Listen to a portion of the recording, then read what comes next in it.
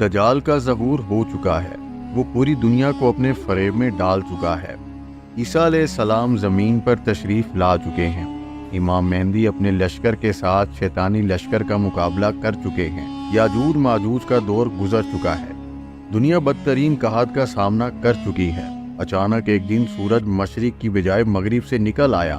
ہر انسان حیرت زدہ ہو گیا، لیکن کچھ دیر کے بعد سب اپنے کاموں میں مشغول ہو گئے، یہ جانے بغیر کہ ان کی تباہی کا وقت قریب آ چکا ہے۔ اس لمحے ایک ہیبت ناک فرشتہ جس کے ہاتھوں میں ایک بڑا سنگ ہے، وہ اسے اپنے منہ کے قریب کرتا ہے۔ فرشتے کے منہ پر انتہائی خوف اور جلال ہے۔ وہ فرشتہ ایک لمبی سانس لیتا ہے اور سور پھونکتا ہے۔ سور کی پھونک سے پوری قوم کانپ اٹھتی ہے اور اب قیامت کا آغاز ہو چکا ہے۔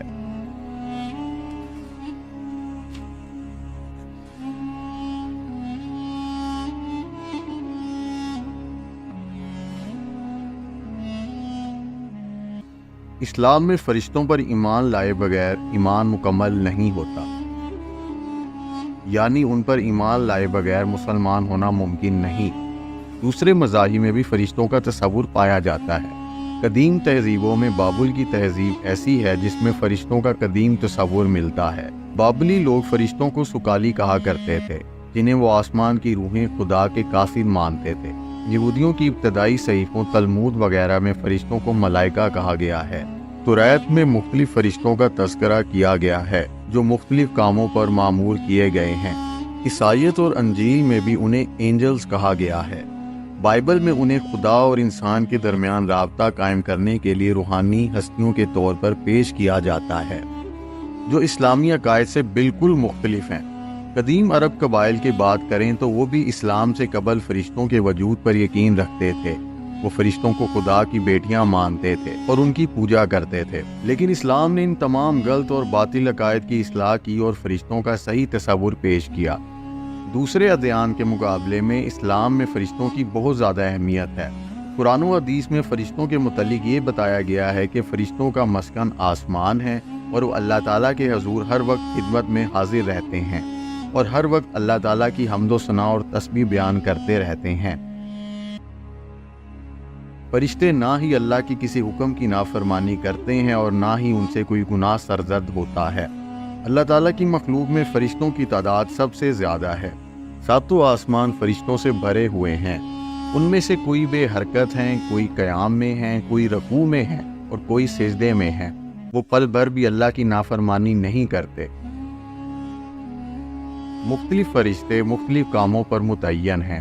کوئی نامہ اعمال لکھتا ہے، کوئی جنت اور جہنم کا محافظ ہے، کوئی موسم اور آب و ہوا کی ذمہ داری اٹھائے ہوئے ہے، کوئی روح قبض کرنے کے لیے کام پر مامور ہے، کوئی آسمان اور رزق اور برکت تقسیم کرنے پر مشغول ہے، اور کوئی اس دنیا میں خدا کا پیغام پیغمبروں تک پہنچاتا ہے۔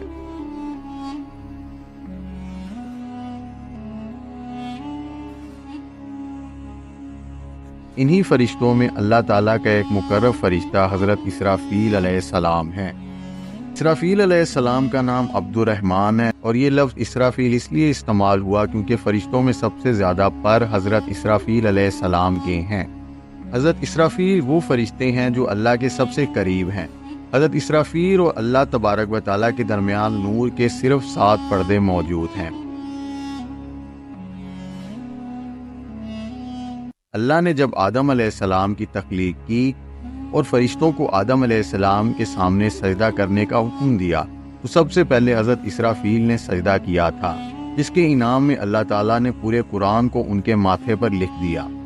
اسرافیل علیہ السلام کی تخلیق کے متعلق روایتوں میں آتا ہے کہ انسان اور جنوں کی پیدائش سے ہزاروں سال قبل اللہ نے صاف و شفاف موتی کو پیدا کیا، اس موتی سے نور کو بنایا، پھر اللہ نے فرمایا کن یعنی ہو جا، تو اسرافیل وجود میں آ گئے۔ تب اللہ تعالیٰ نے آپ علیہ السلام کو حکم دیا کہ وہ سور اٹھا لیں، تو اللہ تعالیٰ نے فرمایا کہ میں نے تمہیں سور سپرد کیا، بس تو اسے پھونکنے پر قادر ہے۔ حضرت اسرافیل علیہ السلام عرش کے سامنے داخل ہوئے اور اپنا داہنا پاؤں عرش کے نیچے رکھا اور بایاں پاؤں آگے کیا۔ تب سے اسرافیل اسی مقام پر کھڑے ہیں اور آپ علیہ السلام نے تب سے اب تک پلک نہیں جھپکائی۔ حضرت اسرافیل علیہ السلام اس انتظار میں ہیں کہ جب اللہ کا حکم ہوگا تو وہ اسے پھونک دیں گے۔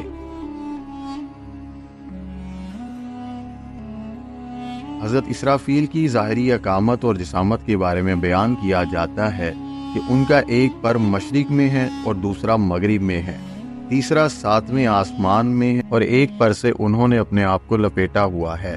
جب سے دوزخ پیدا کی گئی ہے تب سے حضرت اسرافیل علیہ السلام کو نہ کسی نے ہنستے دیکھا ہے اور نہ ہی مسکراتے دیکھا ہے۔ بیان کیا گیا ہے کہ حضرت اسرافیل علیہ السلام کا چہرہ بہت ہی خوبصورت ہے۔ اللہ نے ان کی سانسوں سے ہزاروں فرشتوں کو پیدا کیا ہے۔ حضرت اسرافیل علیہ السلام کو موسیقی کا فرشتہ بھی کہا گیا ہے۔ آپ ہزاروں مختلف زبانوں میں خدا کی حمد و ثنا بیان کرتے ہیں۔ آپ کی آواز بہت ہی پرکشش ہے۔ آپ آسمان والوں کے مؤذن بھی ہیں اور 12 گھڑی آسمان پر اذان دیتے ہیں۔ اس اذان کو آسمان والے سنتے ہیں مگر جنات اور انسان نہیں سن سکتے۔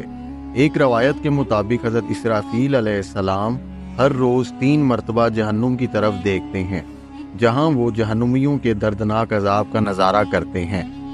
آپ کو دیکھ کر شدید ڈر سے آپ کی آنکھوں سے آنسو نکل جاتے ہیں جس میں اس دنیا کا غم چھپا ہوا ہے۔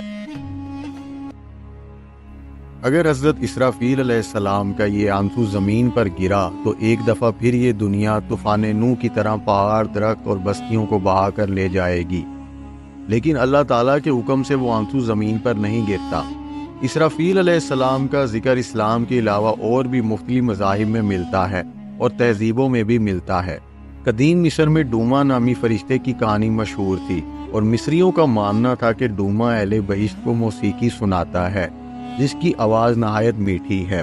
اسرافیل علیہ السلام کا سور پھونکنا ہندو مذہب میں شیوا نامی سے مشابہت رکھتا ہے، جہاں وہ اپنا طبل بجا کر انسانوں کو فنا کرے گا یا زندہ کرے گا۔ عیسائیت اور یہودیت میں حضرت اسرافیل علیہ السلام کو رفائل کہا گیا ہے۔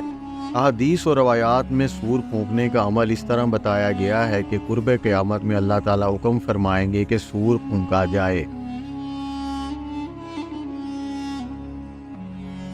وہ سور کی آواز اس قدر خوفناک ہوگی کہ ہر زندہ چیز اور یہاں تک کہ شیطان تک کانپ اٹھیں گے اور وہ اللہ کی پناہ مانگیں گے۔ آسمان پھٹ جائے گا، پہاڑ ریزہ ریزہ ہو جائیں گے، ستارے اور سیارے گرنے لگیں گے، ہر طرف اندھیرا چھا جائے گا، کائنات کی ہر شے فنا ہو جائے گی، یہاں تک کہ خود اسرافیل اور تمام فرشتے فنا ہو جائیں گے اور صرف اللہ کی ذات باقی رہے گی۔ پھر جب اللہ چاہے گا حضرت اسرافیل کو زندہ کرے گا اور پھر حضرت اسرافیل کو دوبارہ سور پھونکنے کا کہے گا اور تمام لوگ دوبارہ اٹھائے جائیں گے۔